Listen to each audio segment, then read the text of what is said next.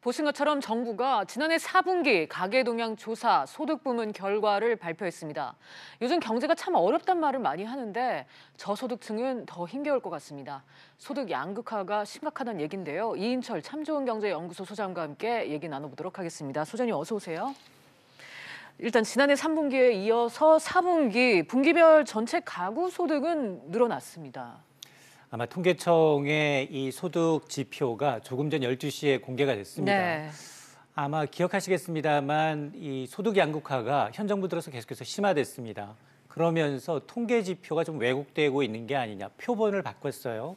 2017년까지 이 표본이 너무 좀 단순화되어 있다라고 해서 양극화 심화되는 걸 좀 바꿔보자라고 해서 종전의 표본 가구는 2인 이상 가구 5,500가구를 대상으로 했다면 지난해부터는 8,000가구로 표본을 늘렸습니다. 여기에는 1인 가구 늘어난 거, 고령층 가구 비중이 크게 증가한 것을 반영한 건데 그러나 역시 고용지표 악화는 역시 막을 수 없었습니다. 네. 4분기 월 평균 소득은 1년 전에 비해서 3.6% 늘어난 460만 6천 원을 기록했습니다. 그러면 과연 전체 평균이 어떤 소득을 늘었고 어떤 소득이 좀 줄었나를 들여다볼 필요가 있는데 가장 많이 늘어난 게 이전 소득이에요. 네. 이전 소득이라는 건 정부가 기초연금처럼 가계에 지급한 돈입니다. 그게 11.9%가 증가했고요. 그리고 근로소득, 재산소득의 순이었는데 반면에 줄어든 소득이 있습니다. 가장 눈여겨볼 소득이 바로 사업소득이에요. 사업소득이 3.4% 감소했다라는 건 정말로 장사 잘 돼서 사업이 잘 돼서 이제 가계의 평균 소득이 올라간 게 아니라 정부의 재정 지출을 통한 소득 증가가 큰 원인이었구나라는 겁니다. 네, 그동안 정부가 사회복지 분야에 있어서 지출을 늘려왔던 게 또 이런 데에서도 드러나는 대목인 것 같고요. 소득이 고르게 퍼졌으면 좋겠는데 이 상하위 계층별의 차이가 계속해서 벌어지고 있단 말이죠. 이 소득 양극화 이거 어떻게 봐야 할까요? 소득 양극화는 현 정부가 가장 싫어하는 단어예요.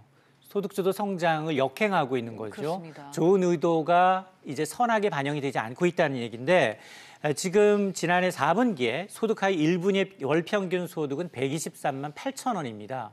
무려 1년 전에 비해서 17.7%가 감소를 했고요. 소득 상위 5분위의 소득은 무려 932만 4천 원. 1년 전에 비해서 오히려 10.4%가 더 증가한 겁니다. 네. 이러다 보니까 이 소득 분배 지표, 소득의 이제 어느 정도 불균형을 나타내는가를 나타내는 지표를 보면 지난해 4분기에 5.47배를 기록해서 1년 전 4분기 4.61배보다도 0.86배 이상 오른 겁니다. 네. 물론 지난 3분기가 워낙 안 좋았습니다. 5.52배에 비해서는 0.05배 하락했다 하더라도 그러나 4분기 기준 역대 최악의 양극화를 보이고 있습니다. 네, 지금 또 보면은 근로소득 감소가 또 특히 눈에 띕니다. 그래서 이제 경기 부진, 특히 고용 침체가 저소득층에 확실히 영향을 미치고 있는 것 같다. 이런 해석들이 나옵니다. 그렇습니다. 여기 소득 하위 1분위의 이 가구 구성을 좀 보면 가구 구성을 보면 평균 가족이 2.37명인데요. 취업한 사람은 0.64명에 불과합니다. 네. 그러니까 한 명이 채 취업을 못했다는 얘기예요. 그리고 이 평균 연령, 1분위의 평균 연령은 63.5세입니다. 그러니까 고령층의 일자리가 굉장히 많이 어렵다라는 걸 보여주는데 그러나 기억하시겠습니다만 정부가 지난해 연말에는 정말 이 추운 겨울은 이 정부 근로자 일자리를 하십시오. 정부 재정을 통한 일자리를 만들 테니까 일자리를 많이 지원하십시오. 정말로 그동안은 일할 의사가 없던 비경제 활동이었던 60세 이상이 많이 지원합니다. 근데 일자리 수는 부족하죠. 바로 일자리에서 떨어지면 실업 통계로 일할 의사가 있지만 일자리를 없는 실업자로 잡히다 보니까 올 1월에는 이 지표 60세 이상 실업률이 10%까지 치솟습니다. 네. 그러다 보니까 사업소득이 물론 근로소득이 무려 36% 급감해서 고령층 소득 하위의 일자리가 엄청나게 지금 줄어들고 있다는 걸 보여주는 대목입니다. 네.